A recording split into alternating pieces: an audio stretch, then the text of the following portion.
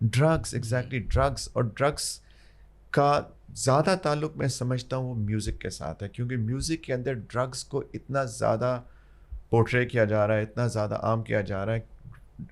Music کے اندر یا drugs ہیں یا وائلنس ہے یا سیکشولیٹی ہے، رائٹ. اور یہ ساری چیزیں بچے میوزک سن کے ڈرگس کے ایڈکٹ ہو رہے ہیں.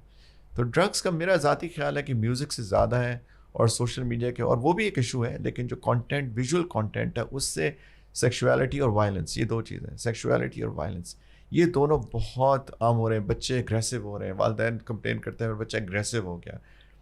تو وہ اگریسونیس کہاں سے آ رہی ہے؟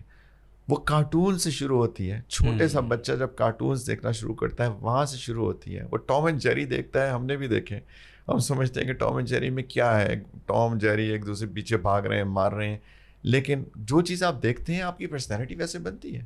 گاربیج ان گاربیج آؤٹ. اچھی چیز آئے گی اچھی چیز نکلے گی، بری چیز آئے گی بری چیز نکلے گی.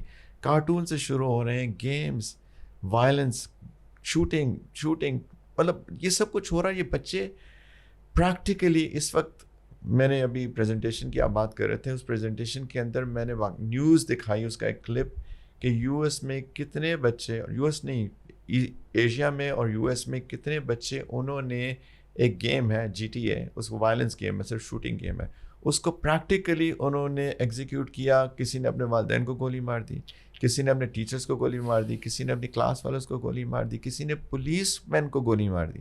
یہ کیسز پکڑے گئے ہیں اور ان سے پوچھا گیا کیوں، انہوں نے کہا کہ ہم یہ گیم کھیلتے ہیں تو ہم ایکسپیرینس کرنا چاہتے ہیں اس کو کہ ریئل لائف میں یہ گیم کیسی ہوتی ہے. یہ سب مسائل ہمارے بچوں کے اندر ہیں.